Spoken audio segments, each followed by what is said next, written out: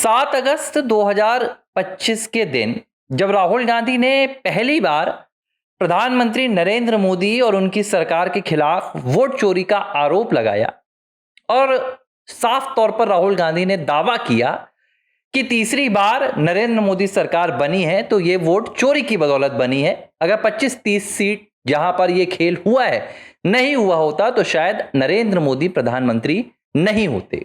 ये 7 अगस्त का वो दिन था जब राहुल गांधी ने पहली बार कहा था और 7 अगस्त से ये इंतजार किया जा रहा था कि क्या प्रधानमंत्री नरेंद्र मोदी सीधे तौर पर राहुल गांधी को जवाब देंगे, क्योंकि अमूमन ये देखा जाता है कि राहुल गांधी दुनिया भर के आरोप लगाते हैं। कभी राफेल घोटाले का आरोप लगाते हैं, कभी अडानी अंबानी का आरोप लगाते हैं, लेकिन कभी भी प्रधानमंत्री नरेंद्र मोदी राहुल गांधी को जवाब नहीं देते हैं।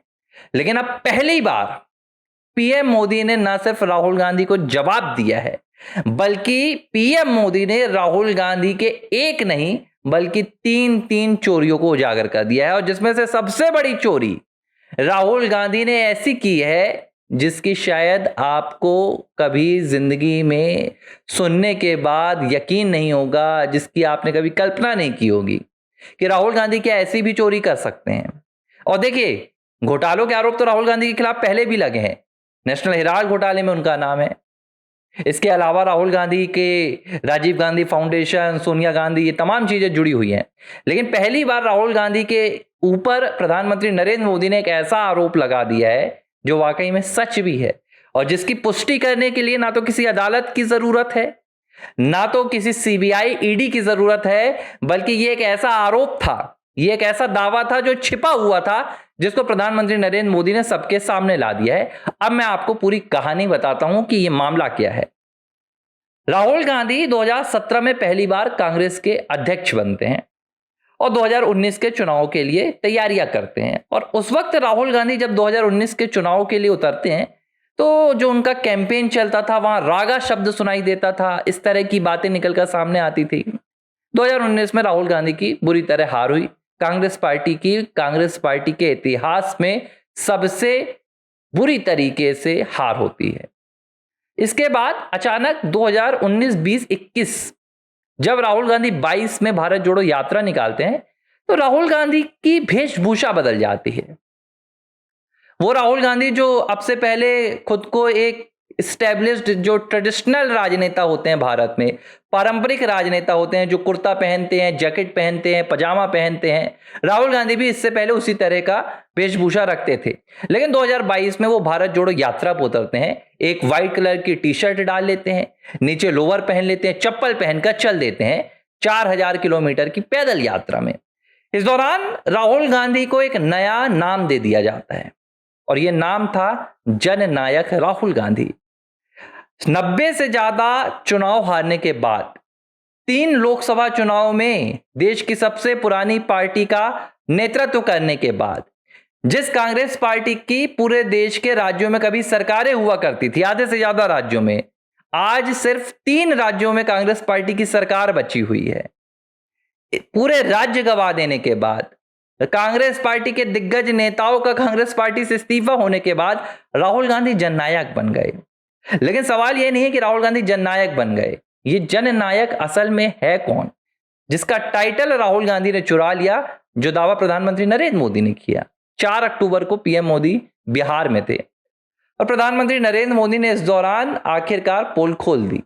पीएम मोदी ने कहा कि भारत रत्न कर्पूरी ठाकुर, जो जनता के असल में जननायक थे, आजकल उनका जननायक का नाम भी लोग चुरा रहे हैं। पीएम मोदी ने नाम नहीं लिया, लेकिन उन्होंने इशारा कर कर बता दिया कि आखिर पीएम मोदी कहना क्या चाह रहे हैं। ये निशाना सीधे तौर पर राहुल गांधी पर था। इसके बाद पूरी कांग्रेस पार्टी में भूचाल आ गया। अब देखिए, भूचाल क्यों आया भाई? अगर पीएम मोदी ने कह दिया तो उन्होंने तो नाम नहीं लिया था कि जननायक का नाम किसने चुराया, पीएम मोदी ने यह नहीं बताया था, लेकिन कांग्रेस पार्टी ने खुद इसकी पुष्टि कर दी। पवन खेड़ा से लेकर पूरा कांग्रेस पार्टी का सोशल मीडिया और आईटी सेल की टीम बताने में लग गई कि देखिए, जननायक का नारा राहुल गांधी को जनता ने दिया है, राहुल गांधी ने नाम नहीं चुराया, ऐसा वैसा, ये वो ढिंढोरा पीटने लगे और आखिरकार कांग्रेस पार्टी ने अपनी चोरी कबूल कर ली। अब सवाल उठता है कि क्या यह पहली बार है जब गांधी परिवार का कोई सदस्य नाम या सरनेम या कोई टाइटल के साथ चोरी वाला कांड कर रहा है? तो पहली बार नहीं है। इसकी शुरुआत सबसे पहले राहुल गांधी की दादी इंदिरा गांधी ने की थी। और शायद मुझे, भारत के पूर्व प्रधानमंत्री हैं, इस तरह के शब्द का इस्तेमाल नहीं करना चाहिए, लेकिन यह सवाल आज भी उठता है कि इंदिरा नेहरू से इंदिरा गांधी कैसे बनी। अमूमन जो परंपरा होती है, जब आप पुरुष से शादी कर लेती हैं तो जो पुरुष का सरनेम होता है वो आपके साथ जुड़ जाता है। उदाहरण के तौर पर अगर सोनिया गांधी ने राजीव गांधी से शादी की तो सोनिया का नाम जो एंटीनियो माइनो था उससे सोनिया गांधी हो गया। हालांकि ये नाम कब बदला इसे लेकर भी अभी बहुत सारे विवाद हैं। इसी तरह इंदिरा गांधी ने फिरोज गांधी से शादी की थी। फिरोज गांधी एक पारसी परिवार से थे, जो गांधी नहीं थे, गांधी थे, GANDY। जो करमचंद गांधी साहब के बेटे थे उनका नाम था मोहनदास गांधी, जो गुजरात से आते थे, जिन्हें हम महात्मा गांधी के नाम पर जानते हैं। उनका सरनेम था GANDHI। तो ये गांधी नहीं थे, ये गांधी थे। इनकी किताब में भी इस बात का उल्लेख है। जो इनकी बायोग्राफी है फिरोज गांधी साहब की, उसमें यह बात का उल्लेख है। अब आप इस बात को समझिए, प्रियदर्शनी नेहरू यह इंदिरा का नाम हुआ करता था। अचानक नाम परिवर्तन हो जाता है, इंदिरा गांधी बन जाती हैं। अब भाई, शादी से पहले इंदिरा को इंदिरा गांधी नाम से जाना जाने लगा था। इसके बाद उनकी शादी फिरोज गांधी से होती है, लेकिन इंदिरा का नाम गांधी ही रहता है। जो पहली नाम की चोरी की गई थी, सरनेम के नाम की चोरी की गई थी, उसकी शुरुआत इंदिरा के नाम से हुई थी। अब आप आ जाइए, थोड़ा सा इसके और आगे आ जाइए।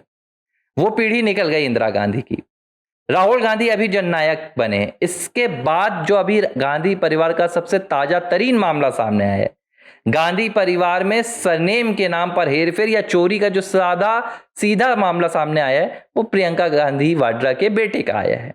अब प्रियंका भी वैसे तो वाड्रा हो गई, लेकिन गांधी उनसे छूट नहीं रहा है। अब उनके बेटे का नाम है रेहान वाड्रा, जिन्होंने बकायदा कोर्ट में भी हलफनामा दिया है और अपना नाम रेहान वाड्रा से रेहान राजीव गांधी करवा लिया है। इस तरह गांधी परिवार खेल खेलता रहता है। जहां इसको मुनाफा लगता है, ये वहां का नाम चुरा लेता है, ये वहां का सरनेम चुरा लेता है। नेहरू से क्या आपत्ति थी, इस बात का जवाब आज भी गांधी परिवार नहीं दे पाया है कि भाई, अगर इंदिरा नेहरू की बेटी थी तो ये नेहरू सरनेम अचानक लापता कहां हो गया। इसका कोई जवाब नहीं है।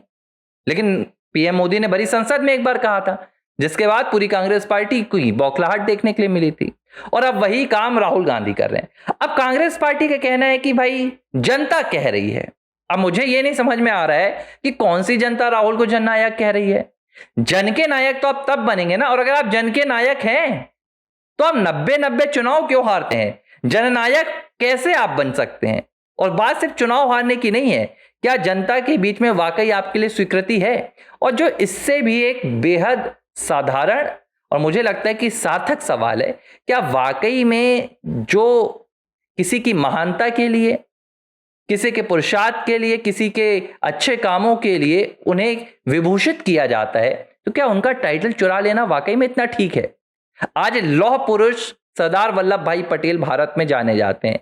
कल को कांग्रेस पार्टी का कोई नेता खड़ा हो, मल्लिकार्जुन खड़े हो, और मल्लिकार्जुन खड़गे का नाम लग दो कि भैया ये लौह पुरुष हैं, तो क्या ये देश स्वीकार करेगा? नहीं करेगा ना। चलिए, उदाहरण के तौर पर इंदिरा गांधी को आयरन लेडी कांग्रेस ही कहती है। स्मृति ईरानी कल को खड़ी हो जाए, स्मृति ईरानी बोले भाई मैं आयरन लेडी हूं, तो क्या देश स्वीकार करेगा? नहीं करेगा। महात्मा गांधी का नाम, राष्ट्रपिता की उपाधि है उनके पास। कल को आप सोनिया गांधी को दे दो राष्ट्रमाता की उपाधि, राहुल गांधी को राष्ट्रपिता बना दोगे कल को आप, तो क्या देश स्वीकार करेगा? नहीं स्वीकार करेगा। आप बोलो कि जनता कह रही है, जनता के कहने से नहीं होता है, स्वीकार्यता से होता है। 4 लोग आपको, आपके पार्टी के जननायक आपको बता देंगे तो आप कर्पूरी ठाकुर के योगदान का अपमान नहीं कर सकते। देखिए, यह बात आपको सीखनी होगी। कर्पूरी ठाकुर साहब ने शोषितों के लिए, वंचितों के लिए अपना जीवन दिया था, और तब जाकर जनता ने उन्हें, भारत की जनता ने जननायक के पद से, जननायक की पदवी से नवाजा था, सम्मानित किया था। अब राहुल गांधी या तो कर्पूरी ठाकुर का सीधे खुलेआम अपमान करें, या तो वो तय करें कि भाई आपको राहुल गांधी बन के रहना है या आपको कर्पूरी ठाकुर का सरनेम चाहिए। लेकिन जो भी हो, प्रधानमंत्री नरेंद्र मोदी ने कम से कम बिहार में जाकर ये नाम चोरी के घोटाले को उजागर कर देश की आंखों के सामने सच्चाई तो लाई, और इसी बहाने हमने गांधी परिवार की 2-4 परतें भी खोल ली। तो ये भी पता चल रहा है कि भाई रेहान के नाम पर क्या हो रहा है, फिरोज के नाम पर क्या हुआ था। तो कुल मिला के कांग्रेस पार्टी असल राजनीति से कोसों दूर हो गई है, जनता की आंखों में धूल झोंक रही है, जनता के मुद्दे ना उठाकर परिवार के मुद्दे उठाए जा रहे हैं। और यही वजह है कि बिहार से लेकर बंगाल तक और दिल्ली से लेकर देहरादून तक कांग्रेस पार्टी साफ होती नजर आ रही है।